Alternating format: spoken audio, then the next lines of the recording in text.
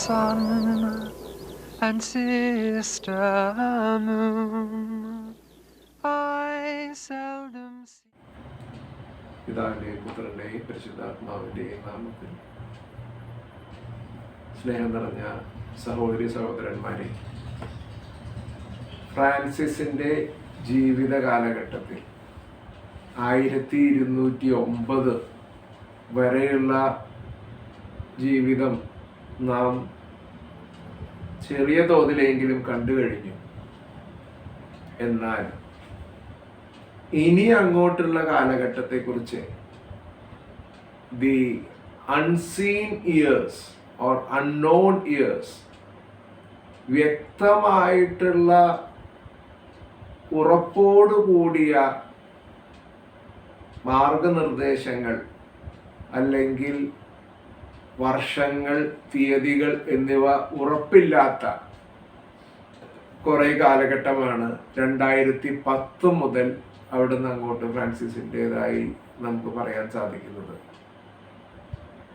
1209 ഫ്രാൻസിസും സഹോദരരും ചേർന്ന് ഇന്നസെന്റ് മാർപ്പാപ്പയെ കാണുന്നതും അവിടെ നിന്ന് അവർ എഴുതിയ നിയമാവലി വാക്കാൽ ഇന്നസെന്റ് മാർപ്പാപ്പ അംഗീകരിക്കുന്നതും തുടർന്ന് സന്തോഷത്തോടുകൂടെ അവർ തിരിച്ചു പോരുന്നതും നമ്മൾ കണ്ടു കഴിഞ്ഞു.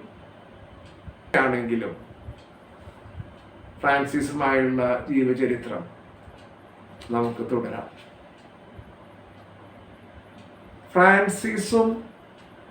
ഫ്രാൻസിസിന്റെ മൃഗങ്ങളോടും പ്രകൃതിയോടുമുള്ള സ്നേഹം പല സ്ഥലങ്ങളിലും വ്യക്തമാം വിധം വർണ്ണിച്ചു പറയുന്നുണ്ട്.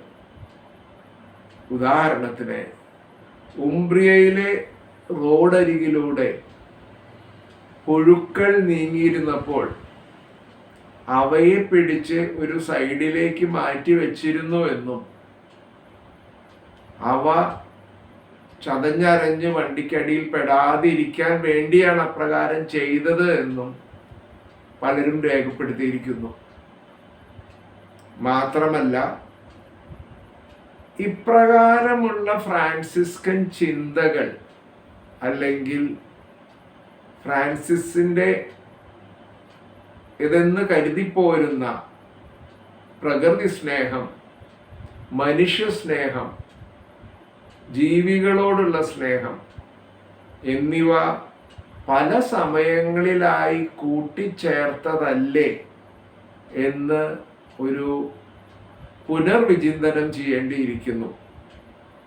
കാരണം ഫ്രാൻസിസ് വാസ്തവത്തിൽ മൃഗങ്ങളോട് വളരെയധികം സെൻസിറ്റീവായിരുന്നുവോ, അവയുടെ ഡിഗ്നിറ്റിയെ മാനിച്ചിരുന്നുവോ? നമ്മൾ ഫ്രാൻസിസിനെ ഒരുപക്ഷെ അറിയുന്നത് ഒരു ട്രീ ഹഗ്ഗർ, അതായത് ഒരു വൃക്ഷത്തെ വാരിപ്പുണരുന്നവൻ, കെട്ടിപ്പിടിക്കുന്നവൻ ആയിട്ടോ അല്ലെങ്കിൽ പ്രത്യേകിച്ച് വിളിച്ചു വരുത്താതെ തന്നെ മറ്റ് ചെറുതും വലുതുമായിട്ടുള്ള പക്ഷികൾ ഫ്രാൻസിസിനെ തേടി വരുന്നതായും ഫ്രാൻസിസ് അവയ്ക്ക് ദൈവത്തെക്കുറിച്ച് പ്രസംഗിക്കുന്നതായും പല സ്ഥലങ്ങളിലും നമുക്ക് കാണാൻ സാധിക്കും.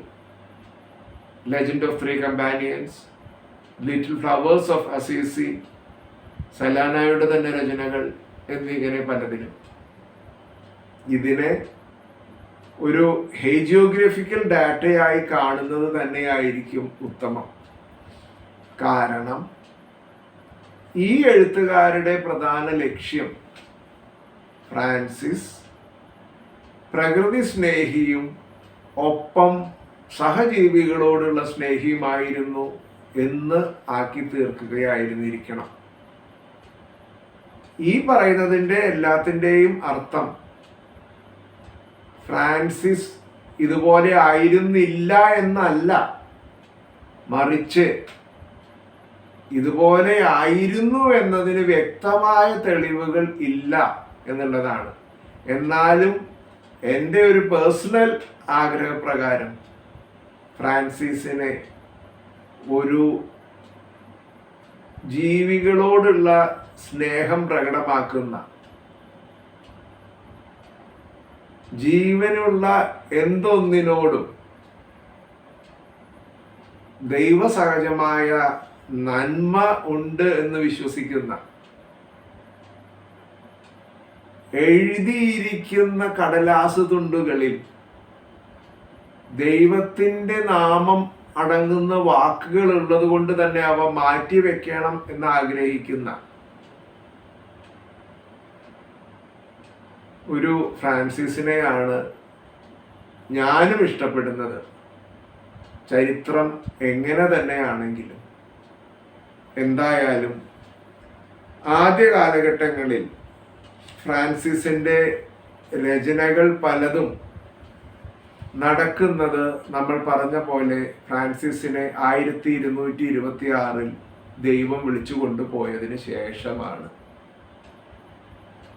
തുടർന്നാണ് അവിടെ നിന്ന് അങ്ങോട്ട് ഫ്രാൻസിസിൻ്റെ ജീവിതത്തെക്കുറിച്ച് ആളുകൾ ഫ്രാൻസിസിൻ്റെ മരണവും അതിനുശേഷമുണ്ടാകുന്ന അത്ഭുതങ്ങളും പിന്നീട് ഫ്രാൻസിസിൻ്റെ ജനനവും അതിനുശേഷം ഉണ്ടാകുന്ന കാര്യങ്ങൾ കൂട്ടിച്ചേർക്കുകയാണ്.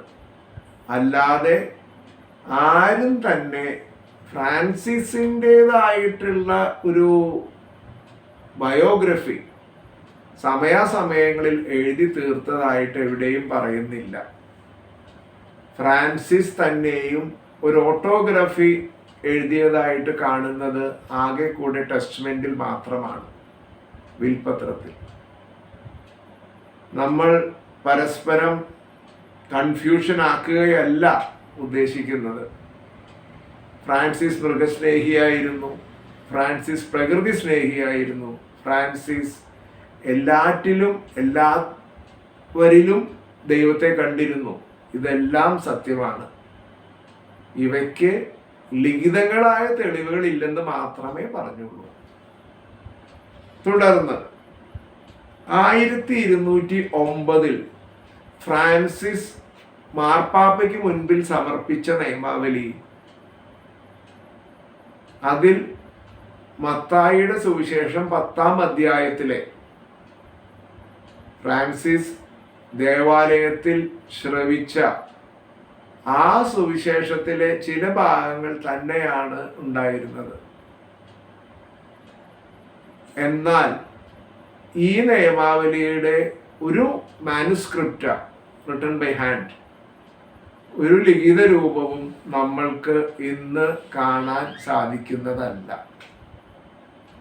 മാത്രമല്ല, ഫ്രാൻസിസിന്റെ ജീവചരിത്രം ശ്രദ്ധിക്കുമ്പോൾ ഫ്രാൻസിസ് പല സമയങ്ങളിലായി എഴുതി തീർത്തിട്ടുള്ള മാർപ്പാപ്പയുടെ അംഗീകാരം ലഭിക്കാത്തതായിട്ടുള്ള നിയമാവലി, റെഗുലർ നോൺ ബുള്ളാത്ത, ഈ സംഭവങ്ങൾ പലതും കൂട്ടിയിണക്കി കഴിഞ്ഞാൽ ഫ്രാൻസിസ് സഹോദരർക്ക് നൽകുന്ന അനുശാസനങ്ങൾ, അഡ്മിനിഷൻസ്, ഇവയെല്ലാം തപ്പിപ്പിടിക്കുകയാണെങ്കിൽ 1209 നിയമാവലി എപ്രകാരമായിരുന്നു എന്ന് നമുക്ക് അന്വേഷിക്കാം. 1209 1229 ഇടയ്ക്കാണ് ഇന്നസെന്റ് മൂന്നാമൻ മാർപ്പാപ്പ ആൽബിജൻസിയൻ ക്രൂസൈഡ്സ് നടത്തുന്നത്. അത് പാഷാണ്ഡതകൾ നിറഞ്ഞ കത്താറികളെ സദേൺ ഫ്രാൻസിൽ നിന്ന് മാറ്റുന്നതിന് അവിടെ 400ഓളം പാഷാണ്ഡകരെ പച്ചയ്ക്ക് കത്തിച്ചു എന്നാണ് ചരിത്രം പറയുന്നത്. ഇതിനെക്കുറിച്ച് ഫ്രാൻസിസിന് പ്രത്യേകമായി എന്തെങ്കിലും ഒരു അഭിപ്രായം ഉണ്ടായിരുന്നോ എന്ന് എവിടെയും പറയുന്നില്ല. 1210 ബുർച്ചാർഡ് ഓഫ് എർസ്പെർ എന്ന് പറയുന്ന വ്യക്തിയാണ് ഫ്രാൻസിസിനെ കുറിച്ച് എഴുതുമ്പോൾ ലെസ്സർ ബ്രദേഴ്സ്, എളിയ സഹോദരർ അല്ലെങ്കിൽ ഫ്രയർ മൈനർ എന്ന പേര് ആദ്യമായി നൽകിയിട്ടുള്ളത് എന്ന് കരുതിപ്പോരുന്നു. എന്നാൽ ഈ പുവർ മൈനേഴ്സ് എന്ന പേരാണ് ഫ്രാൻസിസ് ആദ്യം സ്വീകരിച്ചത്. പക്ഷേ എളിമയുടെ പുറത്തോ കൺഫ്യൂഷനുകൾ വരുത്താതിരിക്കുവാനോ ദ കാത്തലിക് പുവർ അല്ലെങ്കിൽ വീണ്ടും പാഷാണ്ഡകൾ ചേർന്നിട്ടുള്ള the poor men of lions എന്നിവ വരാതിരിക്കാൻ വേണ്ടിയായിരിക്കണം പുവർ മൈനേഴ്സ് എന്ന പേര് മാറ്റിയിട്ട് ഫ്രയർ മൈനേഴ്സ് അല്ലെങ്കിൽ ലെസ്സർ ബ്രദേഴ്സ് എന്ന പേര് ഫ്രാൻസിസ് സ്വീകരിച്ചത് എന്നാണ് ബുർച്ചാർഡ് 1210 രേഖപ്പെടുത്തിയിരിക്കുന്നത്.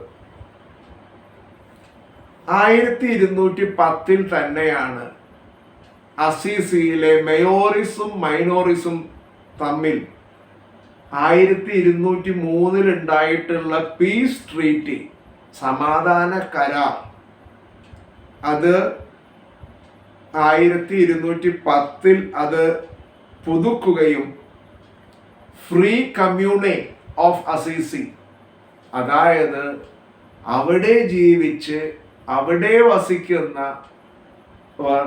ഒത്തൊരുമയിൽ സഹോദരീ സഹോദരന്മാരായി താമസിക്കണം. തിയറിയിൽ ഇത് പറഞ്ഞിട്ടുണ്ടെങ്കിലും എത്ര കണ്ട് പ്രായോഗികമായിരുന്നു എന്ന് നമുക്കിനിയും സ്പഷ്ടമല്ല. എന്നിരുന്നാലും 1210 1203 ഉണ്ടായിട്ടുള്ള ആ പീസ് ട്രീറ്റിയുടെ ഒരു റിന്യൂവൽ നടക്കുന്നത്. അതിനെ പറയുന്നത് ഫ്രീഡം ചാർട്ടർ എന്നാണ്.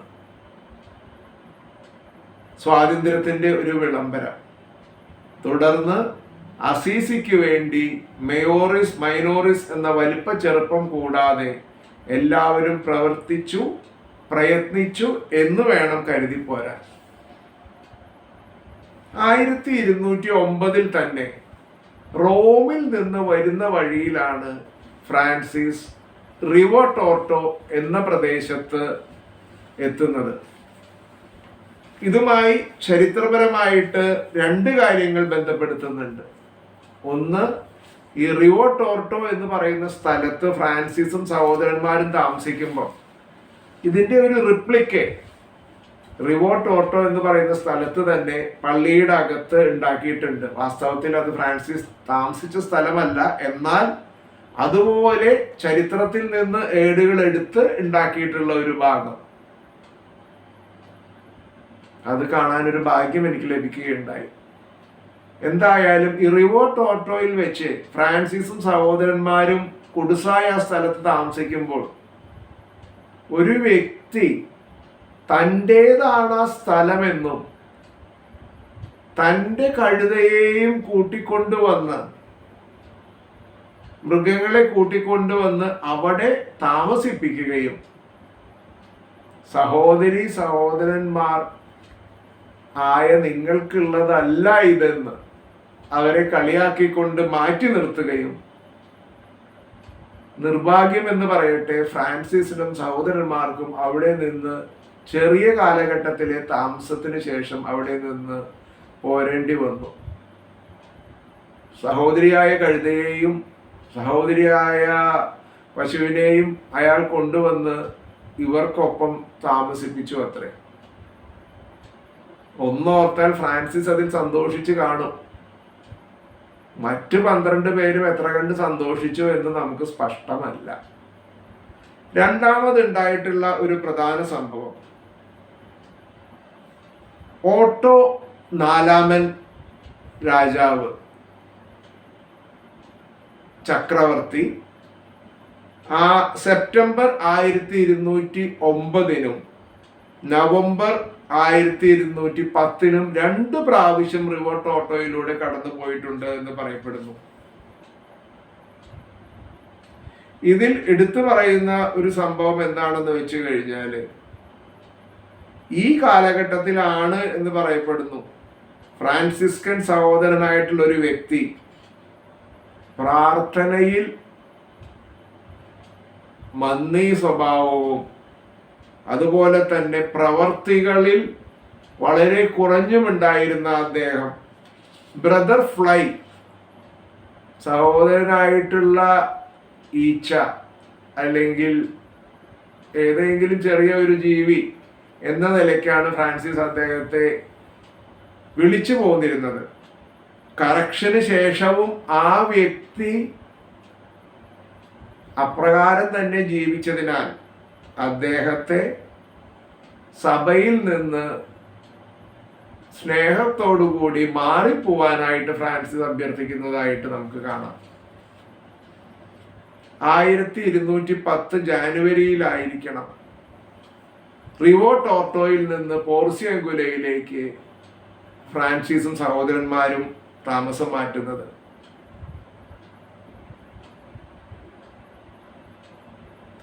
ആദ്യം ഫ്രാൻസിസ് ബിഷപ്പ് ഗൈഡോ രണ്ടാമനെയും തുടർന്ന് കാനൻസ് ഓഫ് സെയിന്റ് റുഫീനോ കത്തീഡ്രലിലെയും അന്വേഷിച്ച് അബാൻഡൻ ചർച്ച്, അതായത് ആൾപ്പാർപ്പില്ലാതെ ഉപയോഗശൂന്യമായി മാറ്റിവെച്ചിട്ടുള്ള ദൈവത്തിൻ്റെ മന്ദിരങ്ങൾ അന്വേഷിച്ചിരുന്നു അത്രേ.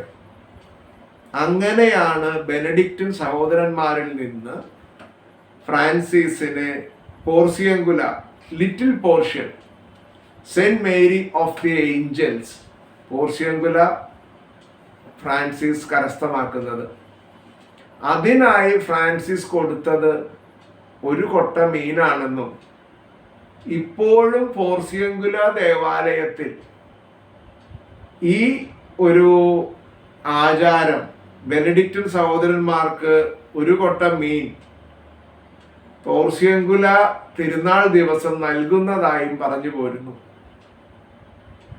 1211 മാർച്ച് 28 അല്ലെങ്കിൽ 1212 മാർച്ച് 18, കാരണം രണ്ടുപേരും ഇതിനകത്ത് പ്രത്യേകമായിട്ട് പറയേണ്ടതായിട്ടുള്ള ഒരു കാര്യം, ഫ്രാൻസിസ്കൻ ചരിത്രകാരനായിട്ടുള്ള മൈക്കിൾ ബ്ലാസ്റ്റിക് പറയുന്നത് മാർച്ച് 28, 1211 എന്നും, എന്നാൽ ഗോഡറ്റ് കാർലോഗസ് പറയുന്നത് മാർച്ച് 18, 1212 വ്യക്തമായൊരു സംഭവം സംഭവിച്ചിട്ടുള്ളത്. അതെന്താണെന്നല്ലേ? ക്ലാര ഫ്രാൻസിസ്കൻ സഹോദരന്മാർക്കൊപ്പം പോർസിയങ്കുലയിലേക്ക് വരുന്നു. അവിടെ വെച്ച് ക്ലാരയുടെ മുടിയുടെ ടോൺസർ നിങ്ങൾ എപ്പോഴെങ്കിലും ആലോചിച്ചിട്ടുണ്ടോ? എന്തുകൊണ്ടാണ് എല്ലാ ഫ്രാൻസിസ്കൻ സഹോദരന്മാർക്കും, ഫ്രാൻസിസിനും സെയിന്റ് ആന്റണിക്കും പാതിരി പിയോനും ഒക്കെ ഒരു ഭാഗത്ത് മാത്രമായിട്ട് കഷണ്ടി വന്നിട്ടുള്ളത്? ഈ കാലഘട്ടത്തിലെ സഹോദരന്മാരുടെ കാര്യമല്ല, അന്ധകാലഘട്ടത്തില്. ഇത് ഒരു മതപരമായ ആചാരം എന്ന വണ്ണം അവരുടെ മുടി മുറിക്കുന്നതായിരുന്നു. അതിന് പറയുന്ന പേരാണ് ടോൺസർ എന്നുള്ളത്.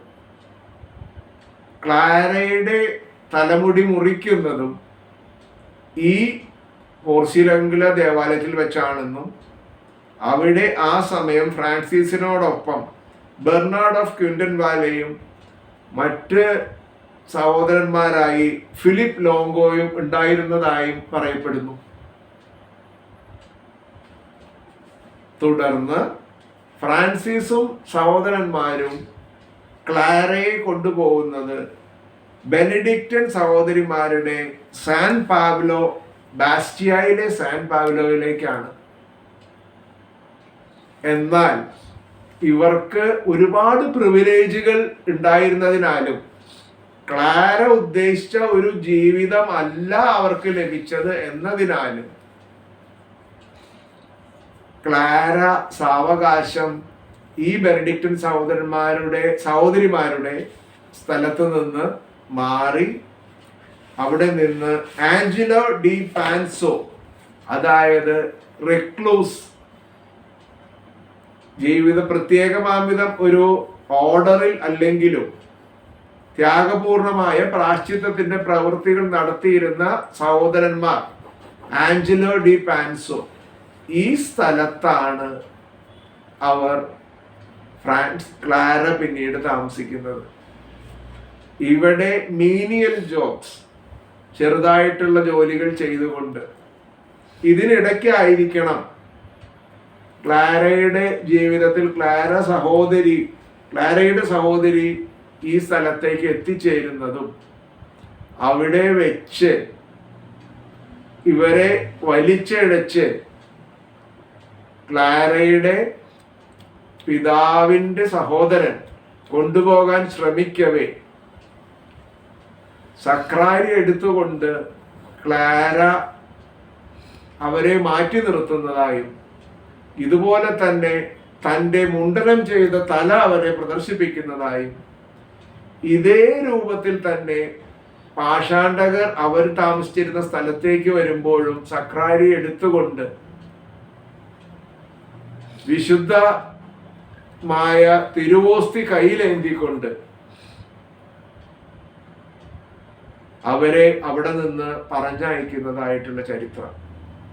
ഈ ചരിത്ര വസ്തുതകൾക്കും വ്യക്തമായ തെളിവുകൾ നമുക്ക് കാണാൻ ബുദ്ധിമുട്ടാണ്. എന്തു തന്നെയാണെങ്കിലും ക്ലാരയെ ചിത്രീകരിക്കുന്നത് എപ്പോഴും തിരുവോസ്തി ഏന്തിയ ഒരു വ്യക്തിയായിട്ടാണ്. അത്രമേലുണ്ടായിരുന്നു ക്ലാരയും യേശുവും തമ്മിലുള്ള ബന്ധം എന്നായിരിക്കണം ഇത് സൂചിപ്പിക്കുന്നത്. തുടർന്ന് ആണ് ക്ലാര സഹോദരിമാർ സെയിന്റ് ഡാമിയാനോയിലേക്ക് മാറുന്നതും 40 വർഷത്തോളം സെയിന്റ് ഡാമിയാനോയിൽ ക്ലാരയും സഹോദരിമാരും താമസിക്കുന്നത്. ഇത് ചരിത്രത്തിലെ വലിയ ഒരു സംഭവമായി കരുതിപ്പോരുന്നു. സെയിന്റ് റുഫീനോയുടെ കത്തീഡ്രലിൽ ഉള്ള ഫ്രാൻസിസിന്റെ പ്രസംഗത്തെ ക്ലാര വളരെ അധികം ഇഷ്ടപ്പെട്ടിരുന്നുവെന്നും അതിൽ ആകൃഷ്ടനായ ക്ലാര അങ്ങനെയാണ് ഫ്രാൻസിസ്കൻ ചരിത്രത്തിലേക്ക് ഇടം നേടുന്നതെന്നും പറഞ്ഞു പോരുന്നു. ഇത് യാത്ര ചെയ്തുകൊണ്ട് പ്രസംഗം നടത്തിയിരുന്ന ട്രാവലിംഗ് പ്രീച്ചേഴ്സ്, ഇവർ ആണ് ക്ലാരയുടെ ഇത്തരത്തിലുണ്ടായ ഒരു മാറ്റത്തിന് കാരണം. ഇവിടെ എനിക്ക് എടുത്തു പറയേണ്ടതായിട്ടുള്ള കുറച്ച് കാര്യമുണ്ട്. ഒന്ന്, ക്ലാര ഇവിടെ നിന്ന് പോകുന്നത് മാതാവിൻ്റെയോ പിതാവിൻ്റെയോ അറിവോടുകൂടെയല്ല. തൻ്റെ ഒരു സുഹൃത്തും ഒരു ദാസിയുമായിരുന്ന ഒരു വ്യക്തിയുടെ കൂടെയാണ് ക്ലാര തൻ്റെ വീട് വിട്ട് ഇറങ്ങുന്നത്. ഇപ്രകാരം ഇറങ്ങുന്ന സമയത്ത് സാമാന്യ മര്യാദ എന്ന് പറയുന്ന ഒരു അവസ്ഥ പ്രകാരം ക്ലാര താൻ താമസിച്ചിരുന്ന അവിടെ നിന്ന് ആരുടെയും അനുവാദം വാങ്ങിയില്ല എന്നത് സത്യമാണ്.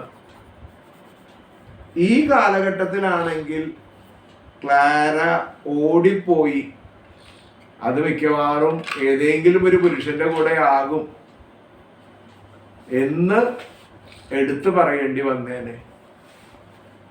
എന്നാൽ അവിടെയും ക്ലാരയുടെ പ്രവൃത്തിയെ വ്യക്തമായ രീതിയിൽ നല്ലതായി ചിത്രീകരിക്കുകയാണ് പല ആളുകളും ചെയ്തിട്ടുള്ളത്.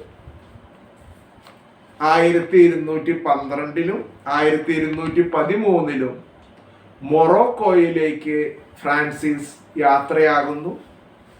അവിടെ സുൽത്താനുമായി കണ്ട് മുസ്ലിം സഹോദരനുമായി പ്രസംഗിക്കുന്നതിന് വേണ്ടിയാണ് ഇപ്രകാരം ഒരു സംഭവം ഫ്രാൻസിസ് നടത്തുന്നത്.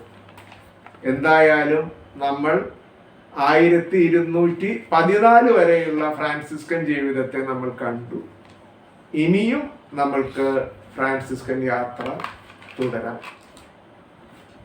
പ്രാർത്ഥനകളോടെ നിങ്ങൾക്ക് എല്ലാവർക്കും എല്ലാ ആശംസകളും നേരുന്നു. നന്ദി.